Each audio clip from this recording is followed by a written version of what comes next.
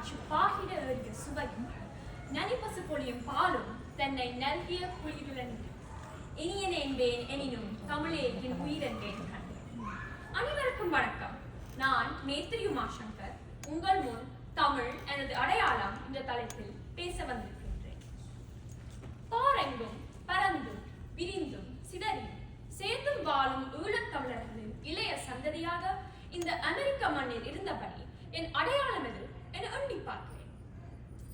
பரந்துபட்ட உலகில் பல்கி பெருகி இருக்கும் பல்வேறு இன, மொழி, மத, கலாச்சார மக்களை உள்வாங்கி உயர்த்துகின்ற இந்த வந்தாரை வாழ வைக்கும் சொக்கப்புரியின் பிரஜைதான் எனது அடையாளம் என்று கேட்டால் அது கூட இல்லை.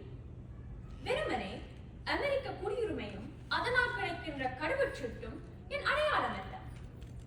மனிதர்கள் என்று நாம் ஒன்றுபடுகின்ற உணர்வுக்கு தனித்த அடையாளமாக எதை நாம் வழங்குகின்றோம் என்பதே என் அடையாளம். இந்த எண்ணங்களை கடந்து என் உள்ளத்திற்கும் ஒரு அழுத்தமான உணர்வு.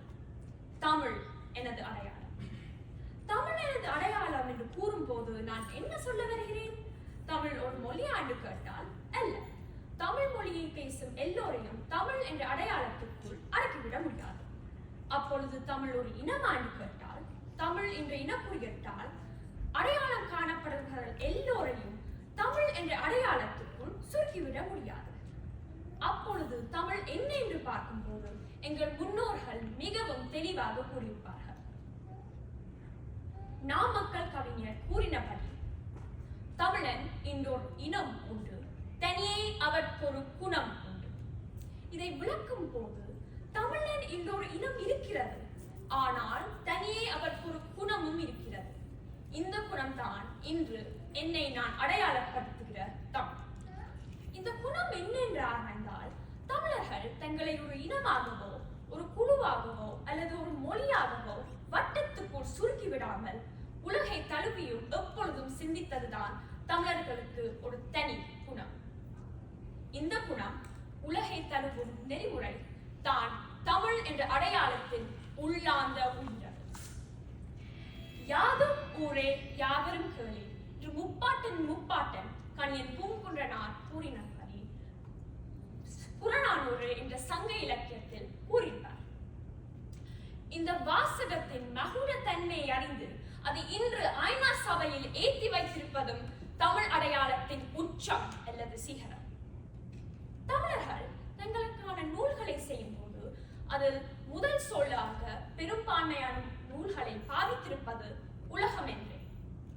அது மட்டுமில்லாமல் கடவுள்களை விழித்து பாடிய நூல்களில் கூட உலகம் என்று தொடங்கியதே தமிழர்களுக்கு ஒரு தனி குணம். உலகம் யாவையும் தாம் உளவாக்கலும் என்கின்றது கம்பராமாயணம். உலகலாம் உணர்ந்து ஓதற்கரியவன் என்பது தான் புராணங்களின் முதல் சிறப்பான பெரிய புராணத்தின் முதல் வார்த்தை. இந்த உலகலாம் என்ற வார்த்தை இறைவனை எடுத்துக் கொடுத்தது என்பது அதற்கு இன்னும் சிறப்பு செய்கின்றது. தமிழர்கள் தங்களுக்கான நூல்களை செய்யும் போது அதில் முதல் நூலாக திரு முருகாற்றப்படையும் உலகம் உவப்ப என்று தொடங்குகிறது. என்றும் தன் நலமோ தன் குடும்ப நலமோ தன் இன நலமோ அல்லது தன் நாட்டு நலமோ கருதாமல் உலகம் தழுவியதாக எப்பொழுதும் சிந்தித்ததுதான் தமிழர்களுக்கு ஒரு சிறப்பான தனி குணம். இந்த குணம்தான் என்னை இந்த அமெரிக்க சுதந்திர நாளில் அடையாளப்படுத்துகிற தமிழ் என்று பெருமையாக சொல்லுவேன். தமிழ் எனது அடையாளம். திருவள்ளுவர் எழுதிய திருக்குறள் பெரும்பான்மையான மொழிகளில் மொழிபெயர்க்கப்பட்டது விவிலியத்துக்கு அடுத்ததாக. ஆனால் தமிழில் எழுதப்பட்ட திருக்குறள் தமிழ் என்ற வார்த்தையே இல்லாதது அதற்கு இன்னும் சிறப்பு செய்கின்றது. இனங்களை கடந்து, சாதி மதங்களை கடந்து, மொழிகளை கடந்து நீதி என்ற அச்சாணியின் வழியாக உலகை தழுவிய எப்பொழுதும் சிந்தித்ததுதான் என் தமிழ். ஒழுக்கத்தையும் உலக நலனையும் தந்த இந்த மனிதநேய அடையாளமான தமிழ் எனது அடையாளம். நன்றி, வணக்கம்.